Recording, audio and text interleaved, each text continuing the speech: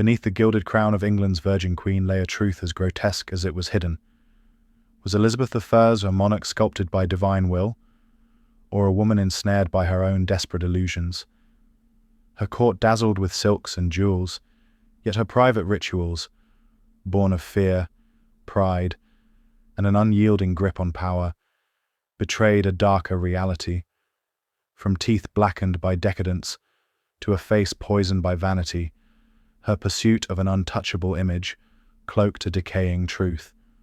What secrets festered beneath the mask of Gloriana, where cleanliness was not a virtue, but a performance? A tale of obsession and illusion awaits, revealing the grim cost of a queen's perfection. For more unvarnished truths from history's shadows, consider liking, subscribing, or sharing thoughts below. In the autumn of the 16th century, England stood as a beacon of Protestant might under the reign of Elizabeth I, a queen whose name echoed through history as Gloriana, the untouchable, eternal sovereign. Her court, a theatre of opulence, glittered with velvet and gold, its air thick with the scent of ambition and power. Yet, behind the tapestries and beneath the weight of her crown, a darker tale unfolded. One not of conquest or divine right, but of a woman wrestling with mortality and the fragility of her own image. In an age when cleanliness was less a matter of health than of spectacle, Elizabeth's hygiene practices were a strange alchemy of fear, pride, and obsession. Water, deemed a harbinger of disease, was shunned. Perfume and poison became her allies in crafting an illusion of divinity. What drove a queen to sacrifice her body to preserve a myth? The shadows of her choices reveal a story as unsettling as it is profound. In the shadowed halls of Elizabeth's court, where power was measured in spectacle, one indulgence cast a long and ruinous shadow, a voracious appetite for sugar. In the 16th century, sugar was no mere sweetener. It was a treasure, rarer than gold, borne across perilous seas from distant lands. To possess it was to proclaim wealth and dominion, and Elizabeth, ever the architect of her own myth, wielded it as a scepter of status. Her tables groaned under candied violets, syrup-drenched fruits, and marzipan sculpted into delicate effigies, each morsel a testament to England's burgeoning might. Yet this sweet decadence bore a bitter cost, one that gnawed at the very smile that charmed her court. Dental care in Elizabethan England was a crude affair. Twigs, rags, or crushed eggshells served as makeshift brushes, offering little defense against decay. Elizabeth, however, crafted her own ruin with a peculiar concoction, a toothpaste blended from sugar and herbs, a cruel irony that hastened the rot it sought to cleanse. Gritty powders, meant to polish, instead scoured away enamel, leaving her teeth vulnerable. By the 1590s, foreign ambassadors whispered of a queen whose smile had turned to ruin, teeth blackened, broken, or absent, her breath a miasma that repelled even the most loyal courtiers. Speech faltered through a mouth ravaged by neglect, yet her fear of pain kept physicians at bay. In a grim display of loyalty, a courtier once endured a tooth extraction before her eyes to prove it bearable. A scream-laden spectacle for a queen too proud to yield. Yet, in the perverse theatre of her court, decay became a badge of honor. Noble women, eager to mirror their sovereign, darkened their own teeth with soot and charcoal, transforming rot into a symbol of privilege. Where the queen led, her court followed, turning a private affliction into a grotesque fashion. Blackened smiles gleamed, not with health, but with the audacity of wealth, a testament to Elizabeth's power to bend even nature's decay to her will.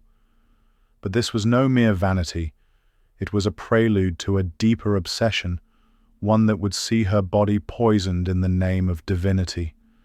In the labyrinth of Elizabethan England, where disease lurked in every shadow, water was not a source of renewal, but a harbinger of peril. To Queen Elizabeth I, bathing was no mere inconvenience. It was a dangerous act, a breach in the fortress of her carefully crafted divinity. The 16th century held water in suspicion, its currents believed to carry the invisible poison of miasma, blamed for plagues that felled thousands. For a queen whose power rested on an image of inviolability, to immerse in water was to court frailty, to risk the unraveling of her myth.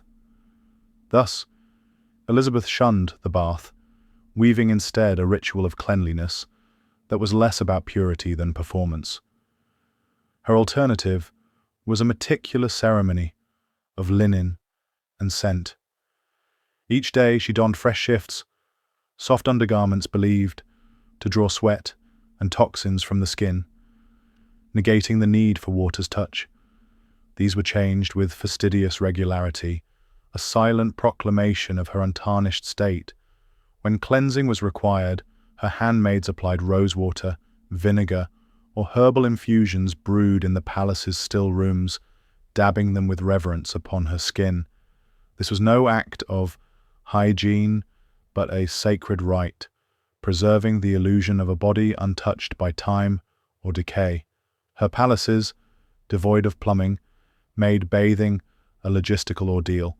Servants hauled buckets, heated water, and assembled wooden tubs in a process akin to staging a royal pageant. Such efforts were rare, reserved for moments when ceremony outweighed caution. Elizabeth's cleanliness was a tapestry of artifice, woven with perfume gloves, scented handkerchiefs, and gowns of silk and velvet that masked any human trace. Pomanders, ornate spheres of herbs and resins, hung from her belt, their fragrance a shield against the world's odors. She drifted through her court like a spectre of spring, her presence a calculated defiance of mortality. Yet, this fragrant facade concealed a deeper truth. Her refusal to bathe was not mere superstition, but a bulwark against vulnerability. To bare her body was to admit it was human, a risk she could not take in a court where weakness invited ruin. But beneath the roses and lavender, a darker reality festered, one that no perfume could mask forever. In the dim-lit chambers of Elizabeth's court, her face was not merely a visage, but a canvas of power, painted daily to defy time itself.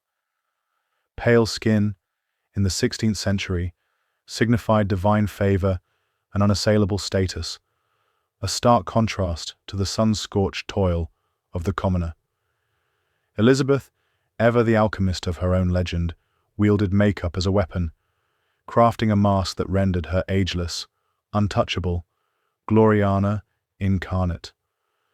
Her chosen elixir, Venetian ceruse, a deadly blend of white lead and vinegar, smoothed every blemish into oblivion, creating a porcelain facade. Yet, beneath this flawless veil, poison seeped into her skin, leaving rashes, sores, and scars that whispered of mortality. Undeterred, she layered the ceruse thicker, a desperate bulwark against the ravages of age. Her lips, painted with mercury-based vermilion, glowed with regal fire, but each application sowed silent ruin.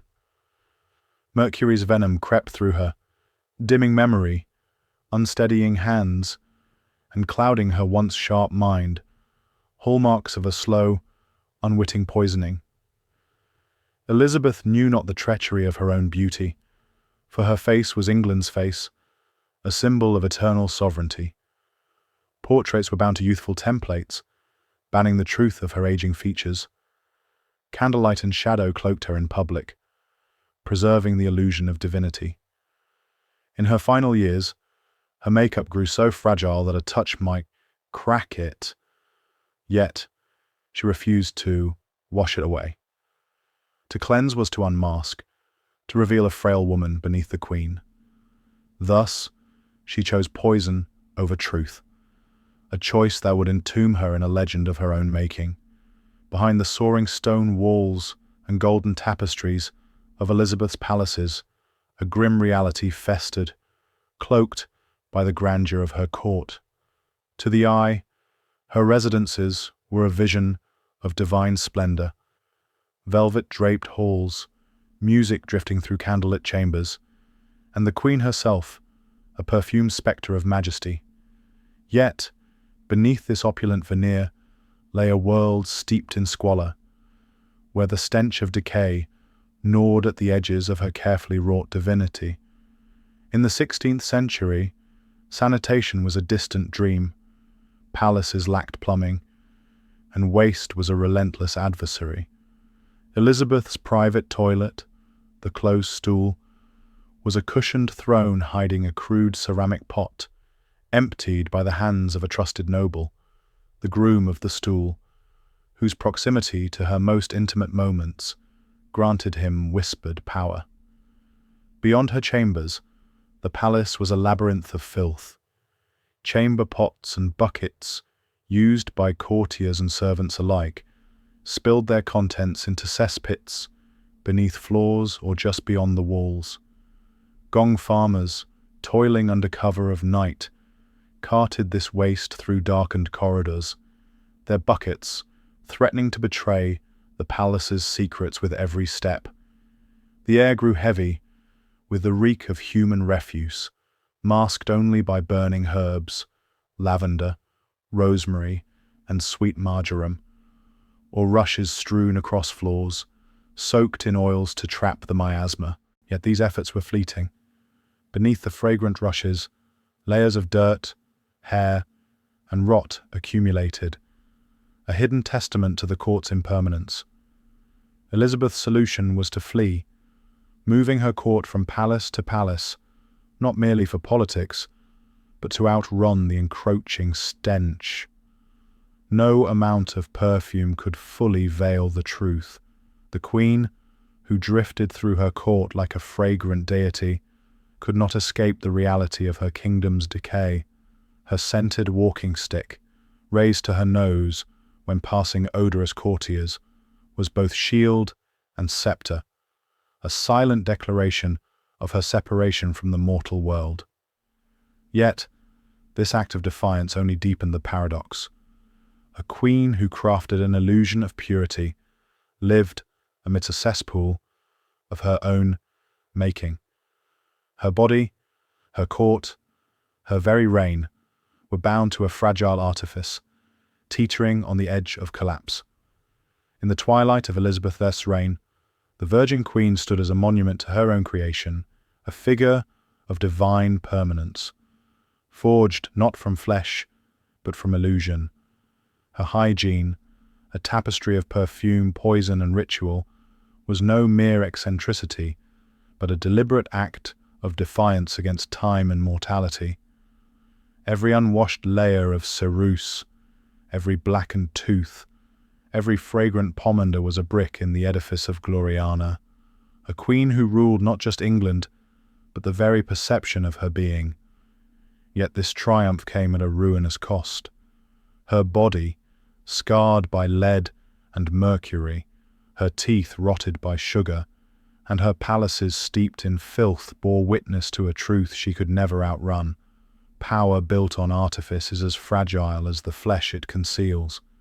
Elizabeth's legacy endures not for her cleanliness, but for her mastery of image, a testament to the lengths a monarch would go to transcend the human.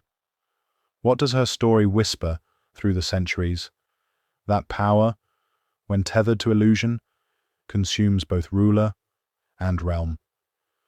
Elizabeth I, the eternal queen, became a prisoner of her own myth, her body a silent sacrifice to the crown. Her tale lingers, a haunting reminder that even the mightiest thrones rest on foundations of decay.